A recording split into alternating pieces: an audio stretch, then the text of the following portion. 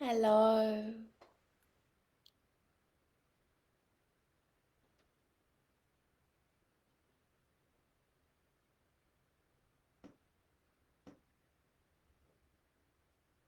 Hello, and welcome to the Hedonistic Way at Midday Show. I'm Renee Main, and I am coming in to share with you just the importance of understanding the impact and the ripple effect of some really important things that often go unnoticed, and I really wanted to give them some airtime today. There's something beautiful that happens when someone gives themselves full permission to let go. And in that letting go, we realize that the pain is really not what we thought it was. It was really about us holding on. So, this permission and freedom to let go is really about just melting into the moment, because in the richness of now, we do not yearn for anything. And when we change our perception around what pain is and what it does for us and to us, we get to rewrite a narrative that is more conducive to our soul and our happiness and real joy, knowing that we are not reliant on this external world being what we think that it should be. And we're able to just hold our own soul no matter what the storm is going on around of us. And in the world of the dominatrix, we say becoming a dominatrix to your life and a submissive to the universe, because in that we cannot avoid life. I am 44 years old, and I've lived enough to know that we cannot avoid life. We cannot override it. We cannot bypass it. We cannot ignore it. All we can do is melt. We can melt into it, and we can be sovereign enough to sit at the seat of our soul and be on our knees and ask the universe, trust the universe. A Course in Miracles says that the universe only has answers and the ego only has questions. And when we ponder that just for a little minute, we begin to realize that all those questions that we constantly ask ourselves, how much time we're consuming just by asking ourselves, why am I doing this? What should I be doing? What is my life purpose? And I'm waiting for this thing, and everything will be happy when you should just go and do this now because you want this. So we're still trying to control and maneuver every part of this life, and we're missing the point. We're so busy focused on what our purpose is, thinking that it's a destination, that it's a goal, that it's something that to tick off our to-do list. But the purpose is who we are in the moment, and who we are in the moment depends on our ability to breathe, to melt. Because in the richness of now, we do not yearn for anything. And in the stillness, we find peace. And we find reverence, and we will find ourselves. Because life isn't slowing down. The world is still going to be busy and chaotic, and the essence of that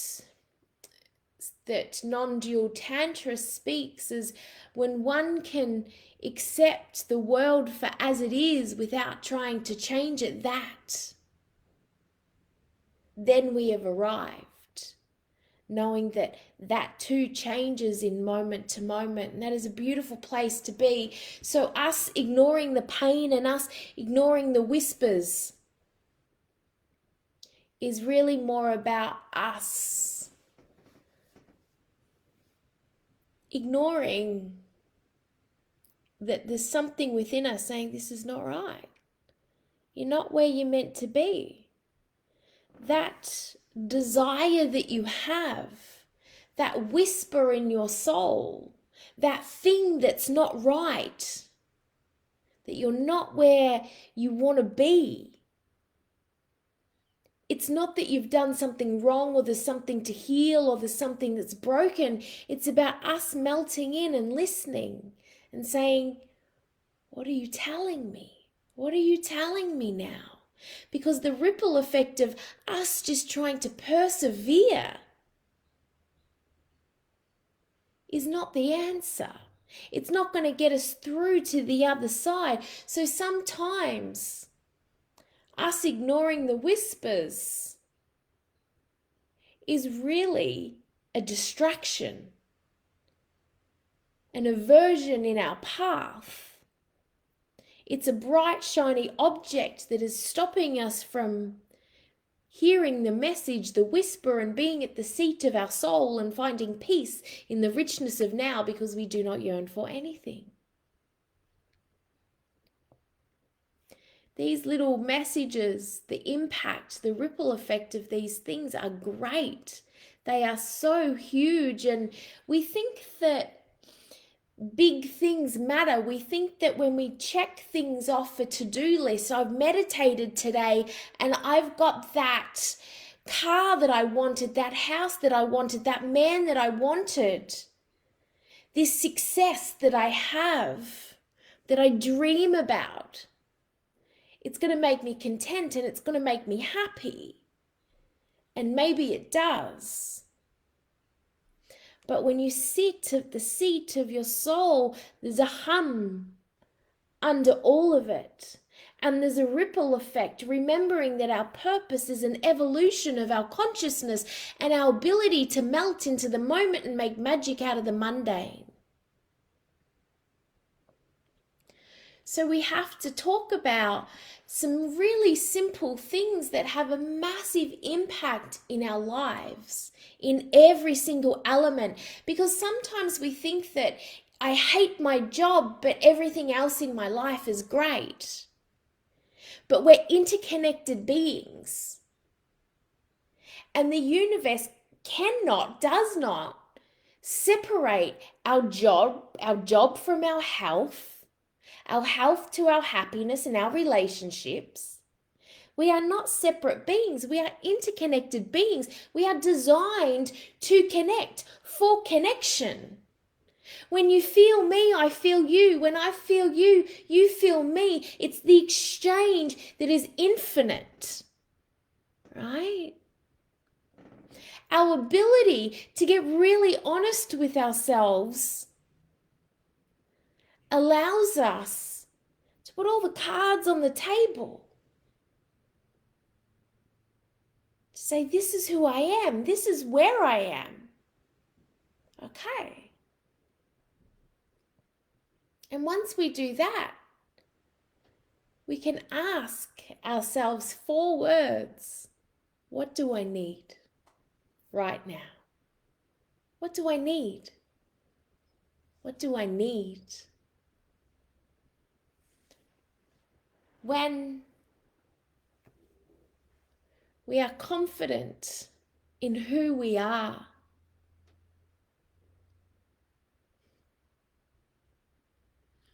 we realize that just how much time, energy, thoughts, money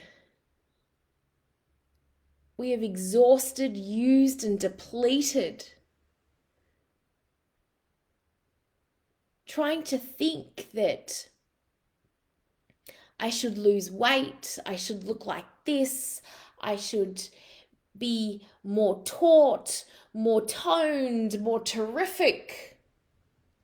I should look this way, I should be smarter, I need to go and study more, do more, feel more, experience more, I need to give more because I actually want to receive. However, when we're confident in who we are,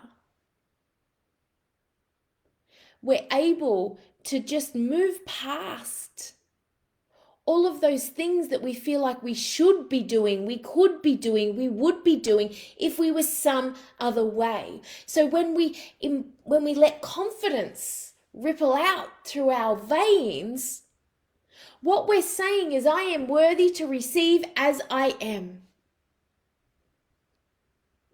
Confidence is saying, I trust myself, I back myself. I'm able to sit at the seat of my soul and know that I am enough, that I am worthy, and I do not need to do more, act more, give more to receive, because the simple fact that I am here means that I am on purpose. I need for nothing. I trust myself.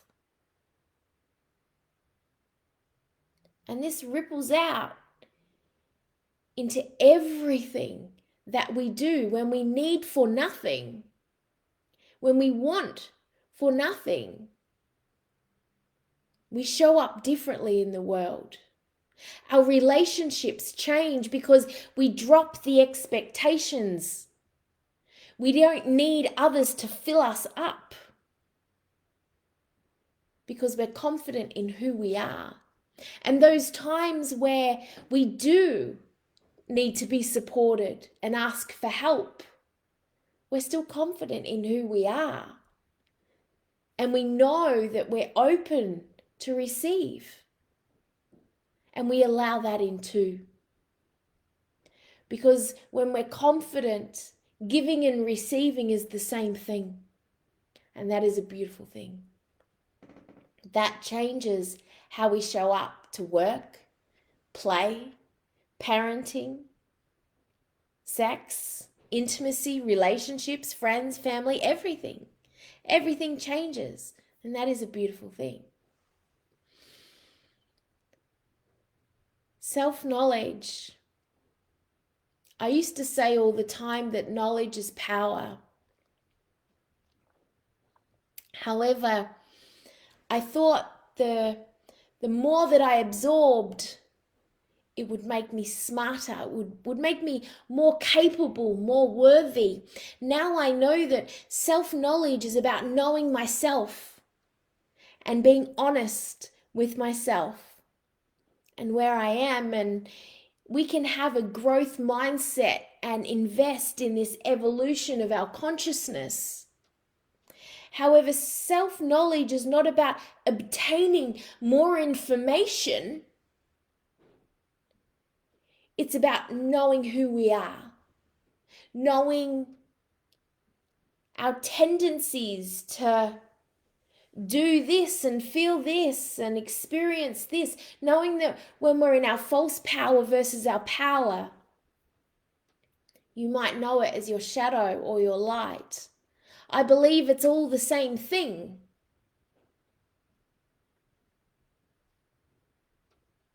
And when we change the relationship with self, our perception and our knowledge about the world changes as well. So we can let that one land.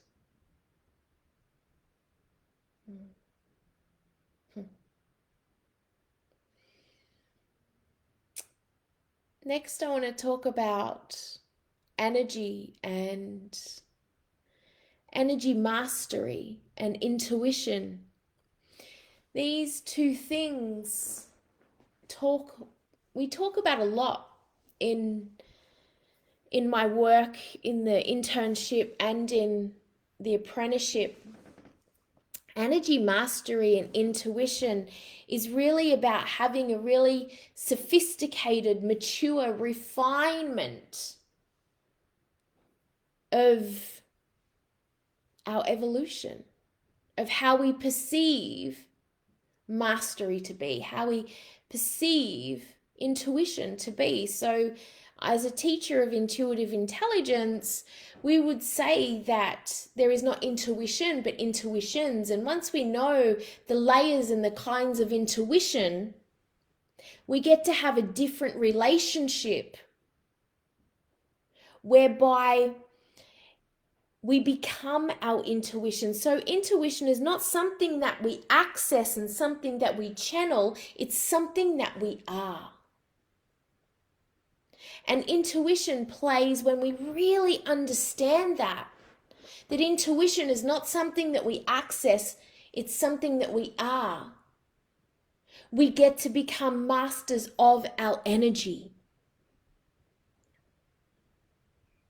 Knowing that when we sit at the seat of our soul, we get to be on our knees in reverence to God consciousness at the seat of the universe, of the source creator, and we get to listen.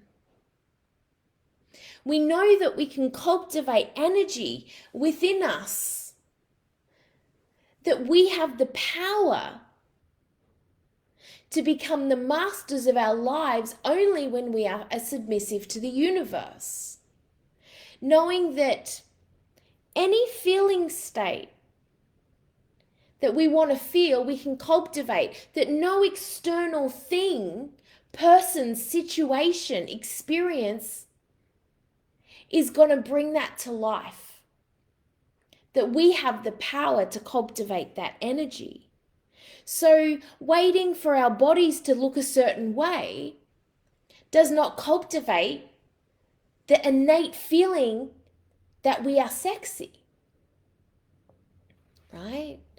Having our ducks all in a row does not bring us happiness, does not bring us joy.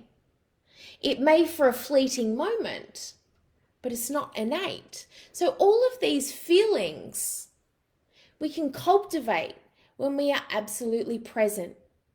Because in the richness of now, we do not yearn for anything. So this feeling like we need to be high vibing and joyful and in a state of unconditional love in all moments is missing the point. Because there's nowhere to be, there's nothing to gain and there's nothing to do except for melt into this moment. What do I need? What do I need in this moment? And when we listen, knowing the difference between what is our primary survival intuition and reactive intuition,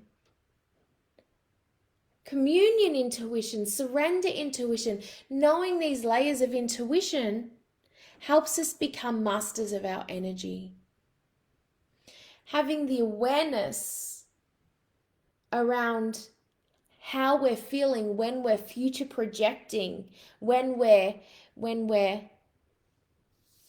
chasing our tail in the path, when we're trying to give this constant excavation of trying to find meaning to something.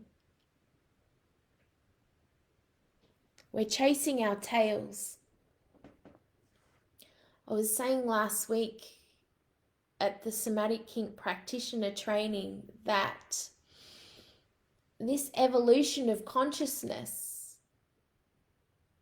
is solely reliant on our willingness to go there, to let go. Our willingness to go deep into our soul, into the underground, to experience the highs and the lows and everything in between. We can go deep, we can go wide, we can go anywhere we're able to go. Having awareness is about being absolutely present, is about knowing that we are just one breath away from coming back home to ourselves and fully surrendering in the moment, and in the moment again and again and again, right? Knowing that every time we avoid a place, a human, we judge a place, a human, we have an assumption, we predict, we forecast, we're outsourcing our power, right? Because when we honor that all things are aliveness, all things are here for a reason, our willingness to sit with whatever life is presenting us, knowing that we have the power and it's not my responsibility to judge or predict or assume or expect anything. My job is to hold my own soul. My job is to hold you. And I am willing. And I am completely unafraid. If we were meant to come here for a spiritual experience, we could do that and avoid life and go and sit on a hilltop somewhere in a little bubble where we didn't have to venture into the real world, where we're in this safe container. We could go and do that. But we are here for a reason. Our job is not to be spiritual beings and avoid life. Our job is to be spiritual beings in a human life. This spiritual path is not holy until we remember and honor our humanness. And we cannot do that when we are in judgment of others, other things, other people, other places. Our willingness, our job is our willingness to see it, to be in it, to feel it, knowing that we have the power to hold our own soul, to be the dominatrix of our lives and a submissive to the universe, that we can be at the seat of our soul, we can hold our soul and weather any storm. That is the true power. And we can only do that when we know ourselves. In the world of somatic kink, we would say that we need to identify our unconscious kinks, knowing that it is nothing sexual, because how it's unraveling and unfolding in our lives looks very differently, and we all have them, and they can be beautiful or they can be confining us and making us feel shame and confined. And they come out sideways.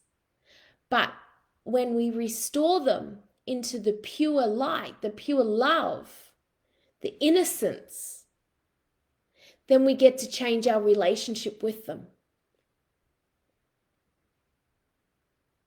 And when we do that, we remember who we are. And we get to come home to ourselves time and time again. And that is a beautiful thing. And what better way? What better way to do that than to redefine our relationship with hedonism and pleasure? To find pleasure in all moments. To change our relationship with pain. To change our relationship with ourselves so it's in accordance to our highest good. To the benevolence of all people. To have discernment. And it really comes with having a sophisticated conversation around who we are, around intuition, around our awareness, around our confidence, knowing that the impact that this has a ripple effect in our lives that can work for us or against us. As A Course in Miracles says, the miracle arrives at the point it can be received. We are more than this body. We are more than this mind. We are so much more than what we give ourselves credit for. And in the richness of now, we do not yearn for anything. Our willingness to sit at the seat of our soul and listen, to not avoid stillness, to not be restricted, confined, wavering in the external world, but to hold ourselves in it fiercely, unapologetically, and be unbound and melt, and we get to make love to the moment. Thank you so much for hanging out with me, and let me know what landed, what didn't, and where you're at. And I'll talk to you really soon. Bye, everybody.